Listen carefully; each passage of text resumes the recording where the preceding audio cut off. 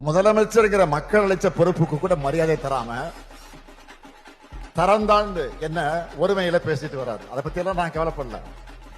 இன்னும் பேசுங்க, இன்னும் இறங்கி பேசுங்க, நாங்க அதை பத்தி கவலையே படல. மோடி முதலமைச்சராக பதவியேற்ற நேரத்தில் நீங்கள் சென்று வாழ்த்தினீர்கள். அதேபோல் நீங்கள் முதலமைச்சராக தமிழகத்தில் பதவியேற்ற போது அவரும் வந்து வாழ்த்தினார். ஆக அவளும் நோக்கினால் அண்ணலும் நோக்கினால் என்பதை போல அவரும் வந்தார், இவரும் போனார். அதுதானே? ஆக அதைத்தான் சொன்னேன். ஆக பிஜேபிக்கும் அதிமுகவுக்கும் தொடர்பு இருக்கிறது, அதுவும் கள்ள தொடர்பு இருக்கிறது என்று நான் 7-8 கூட்டங்களில் பேசி இருக்கிறேன். ஒரு குட்டி கதையை சொல்லி, குட்டி கதை குட்டியை தான் சொல்லும்.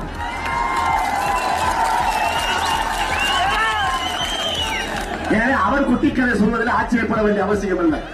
அது என்ன கதை தெரியுமா? கழுத கதை. கழுத புத்திக்கு தான் கழுத கதை தெரியும்.